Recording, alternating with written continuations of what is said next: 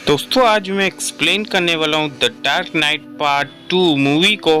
Movie के शुरुआत में हमें बताया जाता है कि 6 चोरों की गैंग एक बैंक में रॉबरी करने जा रही है और उन सभी चोरों ने एक अजीब सा फेस मास्क पहना हुआ होता है और ये चोर चोरी करने के साथ साथ अपने ही साथियों को मारने लगते हैं, क्योंकि इनका जो लीडर रहता है वो बोलता है अगर जितने कम साथी होंगे उतना ही ज्यादा हिस्सा हमें मिलेगा। और इन सभी चोरों का लीडर होता है जोकर और ये सारे पैसे लेकर एक स्कूल बस के थ्रू भाग जाता है। वहीं दूसरे सीन में हमें बताया जाता है कि 2 माफिया गैंग्स में आपस में मीटिंग हो रही है। वहीं उन्हें एक काली परछाई दिखती है। उन्हें लगता है कि ये बैटमैन है, पर वो दरअसल बैटमैन नहीं है। वहीं अगले सीन में असली बैटमैन की एंट्री होती है और ये उसकी गाड़ी पे धड़ाधड़ गोलियां चलाना चालू कर देते हैं। जब बैटमैन उस नकली बैटमैन को देखता है तो वो और कोई होता है। दरअसल ये लोग बैटमैन इसलिए देखना चाहते हैं क्योंकि बैटमैन काफी फेमस होता है गौतम शहर में। वही सीन शिफ्ट होता है जेम्स के पास, जो कि एक पुलिस कमिश्नर है। वो बैटमैन को बताते हैं कि जो चोरी करी है वो जोकर ने करी है और वो छोटी मोटी चोरी नहीं है, पूरे 100 करोड़ की चोरी है।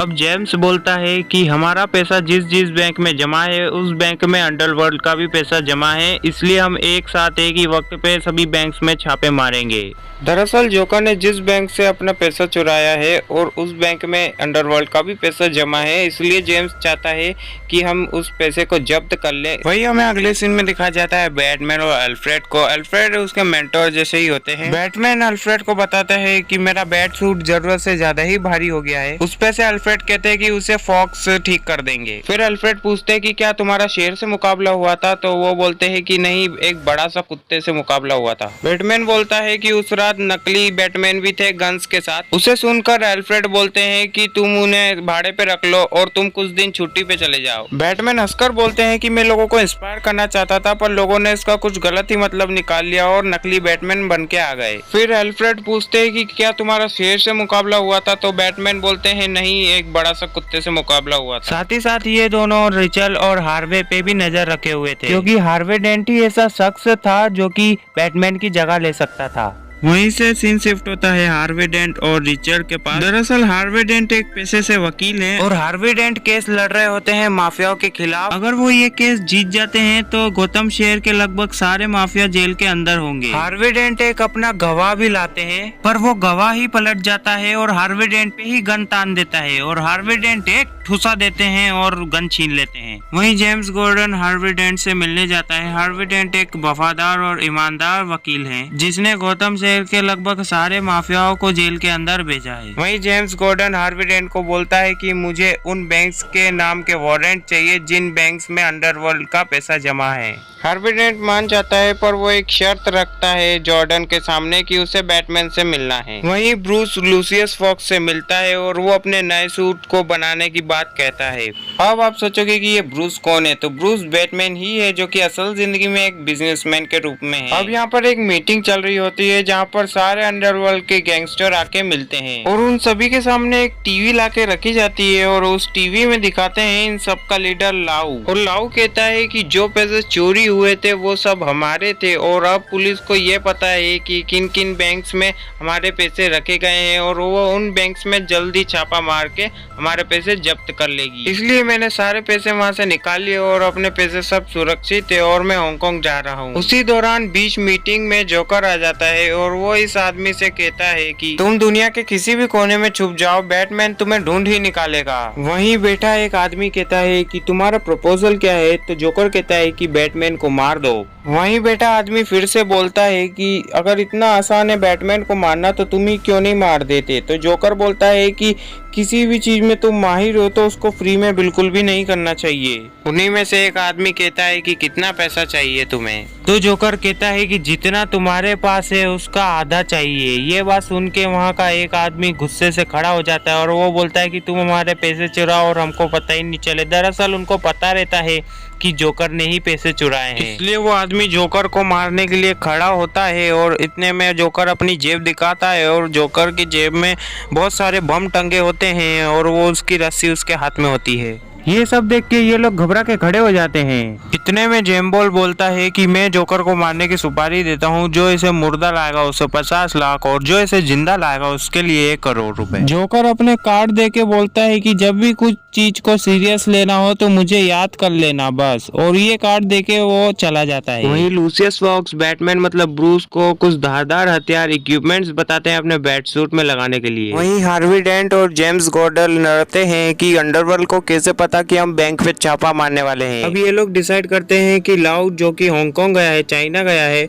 उससे सब कुछ उगलवाना पड़ेगा। तो बैटमैन बोलता है कि अगर मैं उसको ले आऊंगा तो उगलवा लोगे। अब इधर जिसने जोकर को मारने की सुपारी ली हुई होती है उसके आदमी जोकर को मार के ले आते हैं, पर जोकर नहीं मरा होता है। दरअसल वो नाटक कर रहा होता है उसके ही आदमी के साथ मिलकर, और जोकर फिर सामने आता है और जिसने सुपारी दी होती है जोकर को मारने की उस पे ही अपनी वेपन तान देता है। दूसरी तरफ ब्रूस और लूसियस फॉक्स हांगकांग पहुंच जाते हैं और लूसियस फॉक्स लाओ से मीटिंग करने जाता है और वो चालाकी से उस एरिया का पूरा मैप कैप्चर कर लेता है अपने फोन में। अब बारी आती है ब्रूस मतलब बैटमैन की। ये गैंगस्टर से लड़ झगड़ के लाओ को वापस गौतम शहर में ले आता है। अब लाओ के बयान से माफिया गैंगस्टर के सारे जुर्म पता चल जाते हैं और अब जोकर बेकसूर लोगों को मारने लगता है जो कि बैटमैन बने हुए होते हैं। वो देखना चाहता है कि बैटमैन के नकाब के पीछे कौन है। अब यहाँ पर एक पार्टी हो रही होती है जिसमें हार्वी डेंट को रिचेल डेट करती है। तभी ब्रूस हार्वी डेंट की तारीफ करने लगता है। वो बोलता है कि गौतम शहर में शांति ला दी और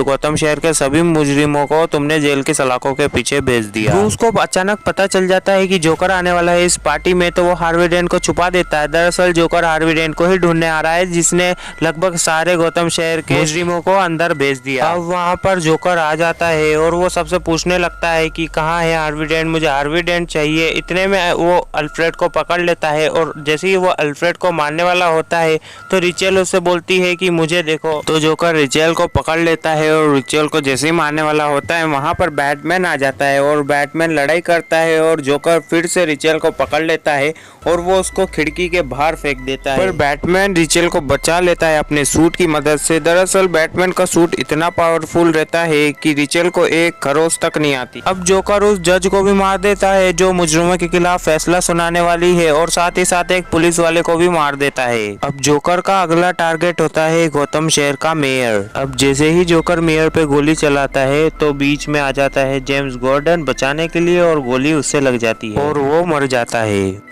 अब जोकर का अगला टारगेट होता है रिचेल। हार्वी डेंट उससे बोलता है कि तुम बैटमैन के बेस में चली जाओ, वहाँ तुम सुरक्षित रहोगी। अब बैटमैन एक आदमी से जोकर के बारे में पूछता है। वो आदमी बोलता है वो कोई उसूल नहीं मानता और तुम उसूल मानते हो। और वो आदमी बोलता है कि तुम इतनी नीचे से फेंक के मैं मर नहीं सकता। तो वो उससे फेंक देता है और वो उसके नीचे गिर जाता है। अब दूसरी तरफ हार्वी डेंट ने एक आदमी को पकड़ा होता है गन पॉइंट पे और वो उससे कुछ पूछताछ कर रहा होता है और वो सिक्के उछाल के वो तय करेगा कि उसको मारना है या नहीं। और वो जैसे ही उसको मारने वाला होता है वहाँ पर बैटमैन आ जाता है और बैटमैन कहता है कि तुम एक कॉन्फ्रेंस रखना और मैं वहाँ पर अपना नकाब उतार दूंगा। और यही देख के वो बहुत जोर से चिल्लाता है। अब यहाँ पर हार्वी डेंट एक प्रेस कॉन्फ्रेंस रखता है और बैटमैन जैसे ही सामने आने वाला रहता है तो हार्वी डेंट बोलता है कि मैं ही बैटमैन हूँ और पुलिस उसे गिरफ्तार कर लेती है क्योंकि बैटमैन की वजह से ही बेकसूर लोगों की जाने जा रही है। अब हार्वी डेंट को पुलिस पकड़ के ले जा रही होती है और रास्ते में जोकर ने एक ट्रैप बिछाया होता है और पुलिस अपना थोड़ा सा रास्ता बदल लेती है। अब जोकर वहाँ भी पुलिस की वैन पे जिसमें हार्वी डेंट बैठा है उस पे भी हमला कर देता है और वहाँ बैटमैन भी आ जाता है। अब बैटमैन जोकर के ट्रक को बुरी तरह पलट देता है। अब एक बार फिर बैटमैन और जोकर आमने सामने होते हैं। बैटमैन तेजी से जोकर की तरफ बढ़ता है और जोकर भी उसके ऊपर गोलियां चला रहा होता है और जोकर बोलता है कि आओ मारो मुझे, पर बैटमैन उसे नहीं मार सकता। दरअसल बैटमैन लोगों को नहीं मारता है, इसलिए वो अपनी गाड़ी का रास्ता बदल लेता है और जैसे रास्ता बदलता है वो स्लिप हो जाता है। अब जोकर बैटमैन को मारने ही वाला होता है कि जोकर के सिर के पीछे कोई गन पॉइंट रख देता है और हम पलट के देखते हैं तो वो रहते हैं जेम्स गॉर्डन, जो कि वो मरे नहीं थे, ये सब इनका प्लान था। अब सबको पता चल जाता है कि हार्वी डेंट बैटमैन नहीं है। अब जोकर भी जेल में होता है। अब हार्वी डेंट एक कार में बैठता है और वो भी निकल जाता है। अब यहाँ हमें पता चलता है कि हार्वी डेंट घर ही नहीं पहुंचा। जोकर बताता है कि जिस गाड़ी में हार्वी डेंट बैठा था उस गाड़ी में वो जोकर के लोग थे।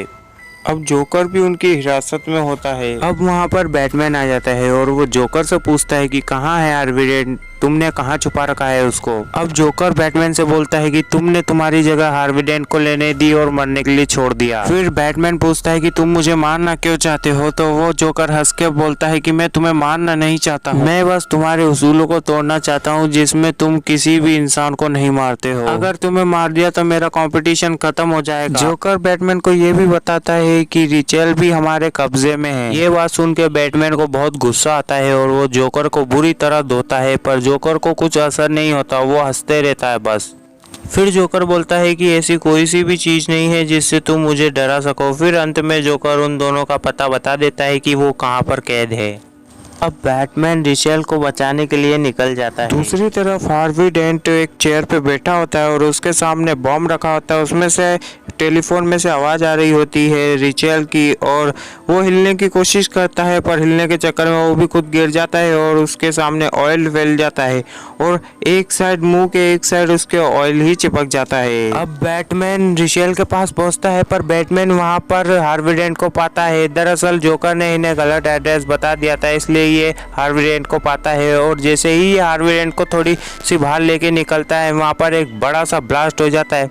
ब्लास्ट में इसके चेहरे पे लगा हुआ ऑयल जल जाता है और इसके एक साइड का फेस जल जाता है। साथ ही साथ जहाँ पर रेचल बैठी होती है वहाँ पर भी ब्लास्ट होता है, पर वहाँ पर रेचल को बचाने वाला कोई नहीं होता है और उस ब्लास्ट में रेचल की मौत हो जाती है। दरअसल बैटमैन को जोकर ने इसलिए गलत एड्रेस बताया था क्योंकि जोकर जानता था कि बैटमैन रेचल को पसंद करता है। जोकर जेल के भागने के साथ साथ लाउ को भी ले जाता है और लाउ को पैसों के ढेर पर बैठा के पैसों में आग लगा देता है। दूसरी तरफ ब्रूस की कंपनी का एक आदमी उसकी असलियत बताना चाहता है। दरअसल वो बताना चाहता है कि ब्रूस ही असली बैटमैन है। जैसे ही मीडिया को बताने वाला होता है तो जोकर का फोन आता है और जोकर बोलता है कि अब मैं सच्चाई नहीं बताना चाहता बैटमैन की, और 1 घंटे में अगर कोलमैन नहीं मरा तो मैं पूरे हॉस्पिटल को उड़ा दूंगा। अब James Gordon Harvey didn't say मिलने जाते हैं। हार्वी डेंट का पूरा फेस जला होता है एक साइड से। अब हार्वी डेंट जेम्स गॉर्डन से नाराज होता है क्योंकि हार्वी डेंट ने पहले ही बोला था कि करप्ट ऑफिसर को मत रखो, और करप्ट ऑफिसर की वजह से ही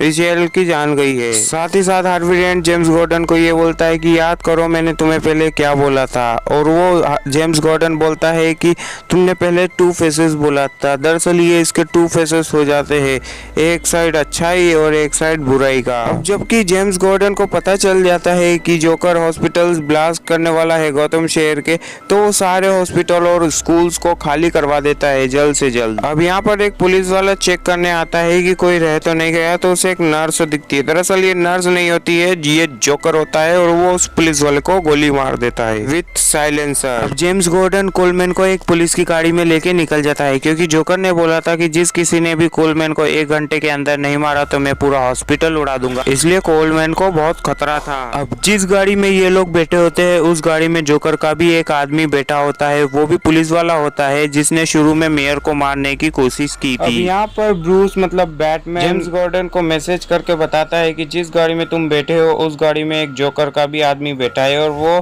कोलमैन को मारने की कोशिश करेगा। अब जेम्स गॉर्डन जैसे ही ये मैसेज पढ़ता है तो वो जोकर के आदमी से पूछता है कि तुम्हारा नाम बर्ग ही है ना, तो वो गार्ड मतलब जोकर का आदमी बोलता है कि हाँ मेरा नाम बर्ग ही है। अब जेम्स गॉर्डन बर्ग से बोलता है कि तुम्हारी बंदूक मुझे दो। जैसे ही ये बोलता है बर्ग उन पे गन तान देता है। अब जैसे ही इनकी गाड़ी सिग्नल से क्रॉस होती है तो ब्रूस अपनी गाड़ी इनकी गाड़ी के सामने ले आता है और कोलमैन की जान बचा लेता है। दूसरी तरफ जोकर 2 फेसेस मतलब हार्वी डेंट को बताता है कि जो ब्लास्ट हुआ था वो बम मैंने नहीं लगाए थे, मैं तो जेल के अंदर ही था। अब जोकर हार्वी डेंट को अपनी गन दे देता है और वो बोलता है कि अगर तुम चाहो तो मुझे मार सकते हो, और वो सिक्का उछाल के तय करता है कि उसको मारना है या नहीं। अब जोकर हॉस्पिटल को बॉम्ब की मदद से ब्लास्ट कर देता है और वो पूरा हॉस्पिटल ब्लास्ट हो जाता है, पर उसमें मरता कोई भी नहीं है क्योंकि वो खाली हो चुका था और ये बस लेके भाग जाता है। अब यहाँ पर एक न्यूज आ रही होती है, जिस जगह ब्लास्ट हुआ है वहाँ पर एक बस खड़ी थी, वो बस भी गायब है जिसमें पैसेंजर्स बैठे थे। साथ ही साथ न्यूज वालों को एक अननोन वीडियो क्लिप मिलती है जिसे वो अपने न्यूज चैनल पे प्ले करते हैं। उसमें एक आदमी को बताया जाता है जो जोकर की लिखी लाइनें बोल रहा है। अब ये बोलता है कि लॉयर को मारने में तुम नाकाम रहे और अंधेरा होते ही मेरा राज हो जाएगा और तुम सब मेरे इशारों पे नाचने लगोगे। अब ये न्यूज सुन के गौतम शहर के सारे लोग भी बहुत डर जाते हैं और वो जल्द से जल्द ये शहर छोड़ना चाहते हैं। अब यहाँ पर गौतम शहर के जितने भी लोग हैं वो ये शहर छोड़ के जाना चाहते हैं और यहाँ पर 2 शिप होती है।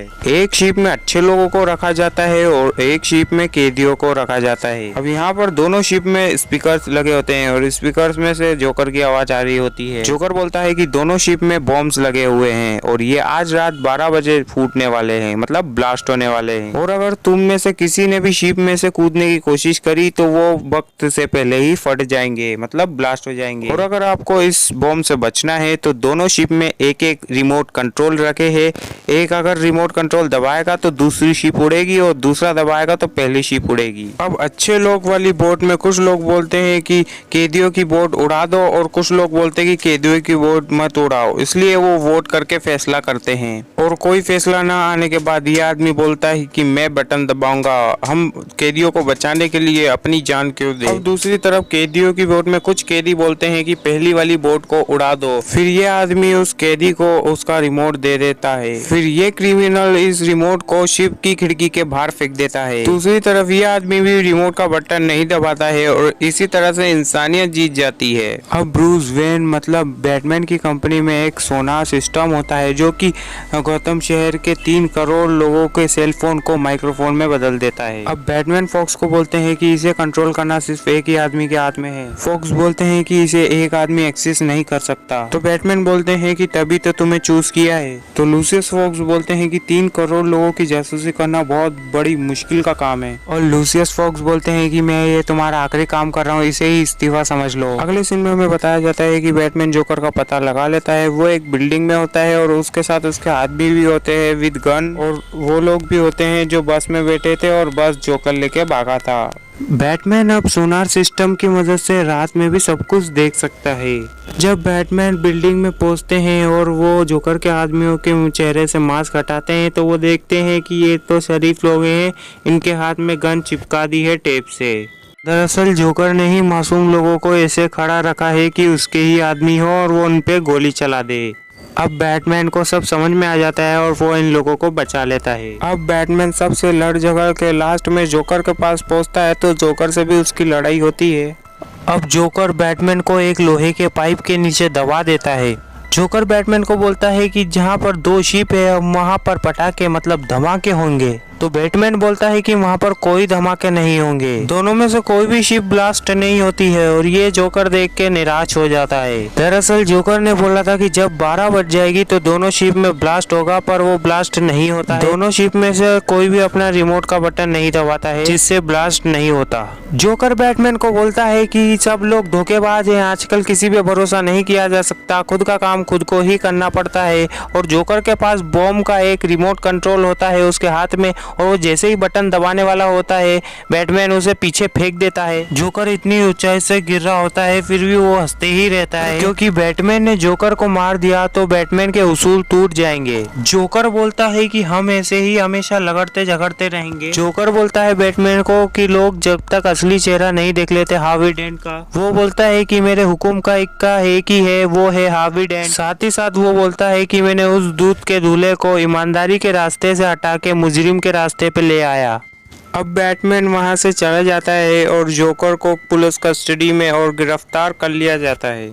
अब जेम्स गॉर्डन जिस जगह रिचेल के ब्लास्ट में मौत हो गई थी उस जगह पर आता है। अब आप लोग सोचोगे कि जेम्स गॉर्डन इस जगह पे क्या कर रहा है, उनको तो लड़ाई की जगह पे होना चाहिए था। दरअसल जब लड़ाई चल रही थी जेम्स गॉर्डन के पास हार्वी डेंट का फोन आता है और वो बोलता है कि तुम्हारे बीवी बच्चे मेरे पास हैं, और वो साथ ही साथ ये भी बताता है कि जिस जगह रिचेल की मौत हुई थी वहाँ पर तुम आ जाओ। अब जेम्स गॉर्डन को हार्वी डेंट मिल जाता है और हार्वी डेंट उसे एक जोरदार धक्का देता है और बोलता है कि तुम्हारी वजह से रिचेल की जान गई है, क्योंकि मैंने तुम्हें मना किया था कि करप्ट पुलिस ऑफिसर मत रखो और उसकी वजह से ही मेरी रिचेल की जान गई है, और मैं अब उनकी जान लूंगा जिसे तुम सबसे ज्यादा चाहते हो। अब हार्वी डेंट जेम्स गॉर्डन के बेटे को गन पॉइंट पे ले लेता है। इतने में बैटमैन आ जाता है। अब बैटमैन बोलता है कि तुम उसे कुछ नहीं करोगे, तो हार्वी डेंट बोलता है कि तुम इन गद्दारों के साथ रह के काम करना चाहते हो। ये दुनिया गद्दार है, ये दुनिया सिर्फ चांस पे काम करती है। अब बैटमैन हार्वी डेंट को बोलता है कि जो कुछ भी हुआ रिचल के साथ वो क्रिमिनल्स ने करा है और हम क्रिमिनल्स के खिलाफ लड़ेंगे। और बैटमैन बोलता है कि ये हमारे तीनों का फैसला था। तो हार्वी डेंट बोलता है कि जोकर ने मुझे ही क्यों चुना। बैटमैन कहता है कि तुम इस काम में अच्छे थे इसलिए तुम्हें जोकर ने चुना, और जोकर यही दिखाना चाहता था कि कैसे एक अच्छा इंसान भी बुरा बन सकता है। बैटमैन बोलता है कि तुम उसे मारो जो इस काम के लिए चुने गए थे। तो हार्वी डेंट बोलता है कि चलो शुरुआत तुमसे कर देते हैं सिक्का उछाल के। जैसे ही हार्वी डेंट सिक्का उछालता है तो सिक्का बैटमैन के फेवर में नहीं आता है और बैटमैन को वो हार्वी डेंट गोली मार देता है। अब हार्वी डेंट अपने पे गन तान देता है और सिक्का उछालता है और इस बार सिक्का उसके ही फेवर में आता है तो वो अपने आप को गोली नहीं मारता। अब बारी आती है जेम्स गॉर्डन के बेटे की। हार्वी डेंट जैसे ही गोली चलाने वाला होता है बैटमैन उसे नीचे धक्का दे देता है। दरअसल बैटमैन को गोली नहीं लगी होती है क्योंकि उसका सूट बहुत पावरफुल होता है। अब बैटमैन जैसे ही हार्वी डेंट को धक्का देता है तो हार्वी डेंट के साथ साथ जेम्स गॉर्डन का बेटा भी लटक जाता है। बैटमैन जेम्स गॉर्डन के बेटे को बचा लेता है और हार्वी डेंट बिल्डिंग से नीचे गिर जाता है और हार्वी डेंट की ऊंची बिल्डिंग से गिरने के कारण मौत आ जाती है। लास्ट में हमें यह पता चलता है कि हार्वी डेंट ने 3 लोगों को मारा है, उसमें से 2 लोग पुलिस वाले हैं और एक जो रिचल को इस जगह लाया था। अब जेम्स गॉर्डन बैटमैन से बोलते हैं कि जोकर जीत गया और हम हार गए। जोकर यही चाहता था, उसने हमारे सबसे करीबी साथी को रास्ते से हटा दिया। अब हम गौतम शहर के लोगों को क्या जवाब देंगे कि हार्वी डेंट ने 5 मर्डर किए? तो उस पे से बैटमैन बोलता है कि ऐसा नहीं है, तुम गौतम शहर के लोगों के सामने हार्वी डेंट को अच्छा दिखाना क्योंकि Harvey didn't he real hero है। वो मुझे दोषी करार देना